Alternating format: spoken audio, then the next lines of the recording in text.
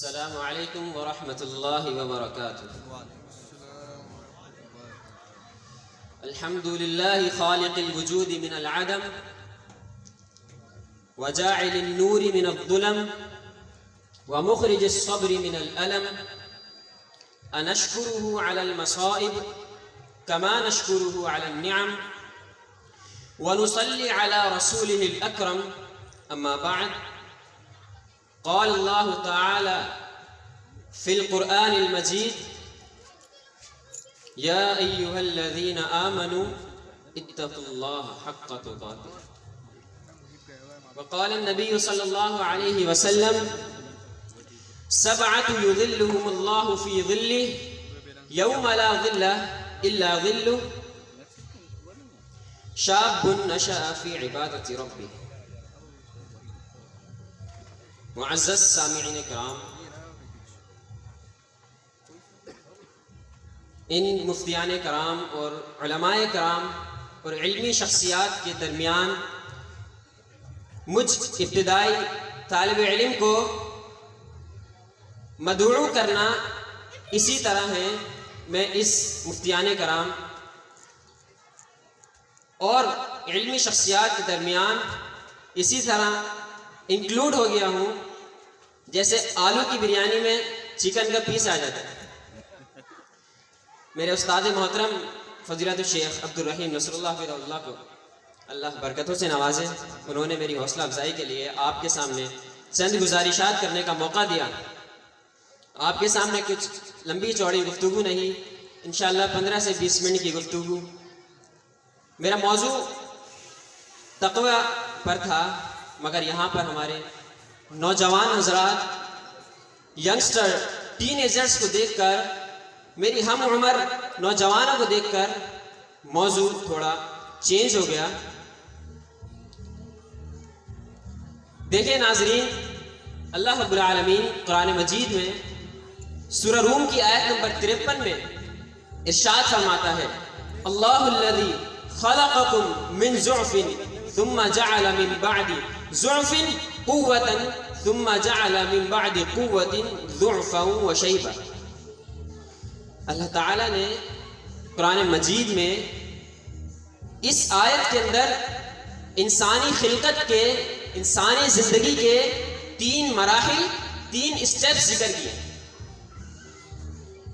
اللہ پہلے اسٹیپ میں فرماتا ہے: اللہ الذی خلقکم من ضعف، کہ اللہ وہی ذات ہے جس نے تمہیں کمزور پیدا کیا۔ جب تم نئے نئے دنیا میں آئے، کمزور تھے، بچپنا تھا، چل نہیں سکتے تھے، ٹانگیں تھیں مگر ٹانگوں میں اتنی وسعت، اتنی طاقت نہ تھی کہ اس سے اپنے بلبوتے پہ چل سکو۔ پھر اللہ رب العالمین نے دوسرا مرحلہ، جو کہ جوانی کا مرحلہ ہے، بندہ جب بالغ ہو جاتا ہے، آفٹر بلوغت کے بعد کا جو مرحلہ ہے، اللہ رب العالمین نے جس طرح بچپنے کو ایک کمزوری سے تعبیر کیا، اسی طرح نوجوانی کو اللہ نے فرمایا: اللہ الذی خلقکم من ضعف ثم جعل من بعد ضعف قوة، کہ اللہ ہی وہی ذات ہے جس نے تمہیں اس بچپنے کے بعد یہ قوت بخشی۔ بچپنے کے اندر کمزور تھے، نادان تھے، مگر اب کیا ہوا؟ من بعد ضعف قوة، اس کمزوری کے بعد اب تمہارے پاس جوانی آ گئی، اور جوانی کے لفظ کو اللہ رب العالمین نے قوت سے تعبیر کیا۔ یہ نہیں کہا کہ بچپنے کے بعد جوانی دے دی، بلکہ فرمایا کمزوری کے بعد طاقت دے دی۔ اور ہر ذی عقل بندہ جانتا ہے کہ جوانی ہی ایسی عمر ہے جس کے اندر انسان کی تمام تر صلاحیتیں اپنی پیک پر ہوتی ہیں، اپنی بلندی کو چھو رہی ہوتی ہیں۔ انسان کی جسمانی صلاحیتیں ہوں یا روحانی صلاحیتیں ہوں، انسان کی اللہ رب العالمین جس پر رحم کرے فائنینشلی صلاحیتیں ہوں، اللہ رب العالمین کی طرف سے قوت بہت زیادہ ہوتی ہے جوانی کے اندر بنسبت بڑھاپے اور بچپنے کے۔ اس لیے اللہ نے اس آیت کے اندر بچپنے کو بھی اور بڑھاپے کو بھی لفظ ضعف یعنی کمزوری، ویکنس سے تعبیر کیا، اور جوانی کو اللہ نے قوت سے تعبیر کیا۔ اور عقل کا تقاضا یہی ہے کہ جس رب نے یہ قوت بخشی ہے یہ قوت بھی اسی کی راہ میں خرچ ہونی چاہیے، کیونکہ نبی کریم صلی اللہ علیہ وسلم کا فرمان ہے، آپ نے فرمایا لا تزول قدم ابن آدم یوم القیامت حتی یسأل عن خمس، ابن آدم کی قدم قیامت کے دن میں اپنے رب کی بارگاہ سے اس وقت تک حرکت نہیں کر سکیں گے، وہاں سے موو نہیں ہو سکیں گے جب تک 5 سوالوں کے جواب نہ دے دیں۔ اس میں سے نبی کریم صلی اللہ علیہ وسلم نے فرمایا کہ ہر شخص کو ان 5 سوالوں میں سے ہر شخص کو ہر ایک سوال دیے بغیر آگے جانے کی اجازت ہوگی ہی نہیں۔ ان میں سے 2 سوال آج ہمارے ٹاپک سے ریلیٹڈ ہیں۔ ان میں ایک سوال اللہ پوچھے گا یا عبادی، میرے بندے میں نے تجھے عمر دی تھی، وعن عمری فیما افناہ، بندے تجھے عمر دی تھی 50 سال 60 سال 70 80 سال میکسیمم 100 سال تجھے عمر دی تھی، کہاں گزار گیا ہے؟ جواب دے، عمر میں نے دی تھی، گزاری میری اطاعت میں ہے یا میری نافرمانی میں؟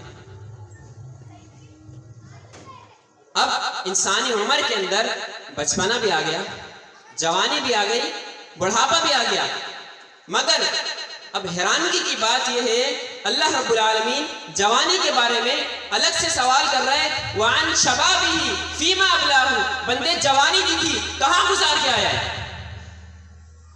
عمر کا تو پوچھ لیا، بچپن تھا، ماں کی گود میں تھا، کوئی طاقت نہیں تھی، تیرے بس میں نہیں تھا، بڑھاپا تھا، بڑھاپا میں نے تجھے ایسا دیا تھا، کمزور تھا، چھوڑ دے اس کو، جوانی کا بتا، جوانی کہاں گزار گیا ہے؟ جوانی میں تو سمجھ تھی نا، عقل تھی، سمجھتا تھا کہ میں گناہ کر رہا ہوں، سمجھتا تھا کہ اس گیجٹ کے ذریعے ہزاروں گناہ میں دن رات میں دیکھ لیتا ہوں، پازیٹیو یہ نیگیٹو ویڈیو آئے میں اس پہ بلا ڈر کلک کر لیتا ہوں، جانتا تھا۔ جوانی کا جواب دے، جوانی کہاں گزار گیا ہے؟ جوانی دنیاوی آسائشوں میں گزار گیا ہے یا اپنے رب کی اطاعت میں گزار گیا ہے؟ جوانی کو اللہ رب العالمین کی عبادت میں، جوانی کو تہجد کے سجدوں میں گزار کے آیا ہے یا جوانی کو اس گیجٹ کی نظر کر کے آ گیا ہے، انٹرنیٹ کی نظر کر کے آ گیا ہے؟ جواب دے۔ آج یقین کیجئے آج کی یوتھ، آج کے نوجوانوں کو دیکھ کر کلیجہ منہ کو آنے لگتا ہے۔ ایک ہاتھ میں سگریٹ ہوتی ہے، دوسرے ہاتھ میں اسٹنگ ہوتی ہے، دوسرے ہاتھ میں موبائل ہوتا ہے۔ اللہ اکبر، کہاں چلی گئی ہماری نوجوان نسل؟ دین کو ایسے نوجوانوں کی ضرورت تھی جو دین کو بلند کرنے میں دین کا ساتھ دیں، دین میں جڑے، مگر یہ نوجوان کہاں سے لگے؟ نوجوان ہی کسی قوم کا سرمایہ ہوتے ہیں۔ نوجوان سگریٹس کے اندر، نوجوان انٹرنیٹ کے اندر، نیگیٹیوٹی کے اندر لگ جائے، نوجوان اپنی زندگی کو نامحرم سے باتیں کرنے میں، اپوزٹ جینڈر سے باتیں کرنے میں گزار دے، نوجوان اپنی زندگی اس گیجٹ کی نظر کر دے، اس لیے جوانی ملی تھی۔ تو سوچ لے، اللہ رب العالمین نے اس جوانی کے بارے میں ہم سے سوال کرنا ہے، وعن شبابہ فیما ابلاہ، بندے جوانی دی تھی کہاں گزار کے آیا ہے؟ اور حدیث شروع کرنے سے پہلے اللہ کے نبی نے وضاحت کر دی کہ کوئی بھی شخص وہاں سے اس سوال کا جواب دی بغیر آگے جا ہی نہیں سکتا، سوائے ان لوگوں کے کہ جنہیں اللہ رب العالمین بغیر حساب کتاب کے جنت میں داخل کر دے گا۔ اللہ سے دعا کریں اللہ ہمیں ان لوگوں میں شامل کر دے، کیونکہ ہم اس لائق نہیں ہیں کہ ہم ان 5 سوالوں کے کیا ہم اس میں سے ایک سوال کا جواب دے دیں۔ حدیث میں آتا ہے کہ اگر بندے سے اللہ رب العالمین نے پوچھ لیا کہ بندے یہ گناہ کیا تھا، بولے گا جی اللہ کیا تھا، اللہ تو جانتا ہے، مگر اگر اللہ نے یہ پوچھ لیا کہ بندے یہ گناہ کیا تھا، جی کیا تھا، مگر اگر یہ پوچھ لیا کہ بندے گناہ کیوں کیا تھا، اب گئے، اب بیڑا غرق ہو گیا۔ اسی لیے اللہ کے نبی علیہ السلام نوجوانوں کو بڑی ترغیب دلایا کرتے تھے، نوجوانوں کی بہت تعلیمات دیا کرتے تھے۔ کبھی فرما رہے ہیں یا معشر الشباب، اے نوجوانوں کی جماعت، اللہ کے نبی مخاطب کر کر کے کہہ رہے ہیں اے نوجوانوں کی جماعت، اے نوجوانوں کی جماعت، اغتنم خمسا قبل خمس، پانچ چیزوں سے پہلے غنیمت جان لو۔ اس میں سے نبی کریم صلی اللہ علیہ وسلم نے سب سے پہلی چیز بیان فرمائی شبابک قبل حرمک۔ لوگوں، اپنی جوانی کو، اپنی اس قوت والی عمر کو اپنے بڑھاپے سے پہلے غنیمت جان لو۔ اگر یہ چلی گئی، جوانی ہاتھ سے چلی گئی، اگر بیڈ پہ آ گئے، اگر زندگی کے آخری مراحل شروع ہو گئے، پچھتاوے کے سوا کچھ نہیں بچے گا۔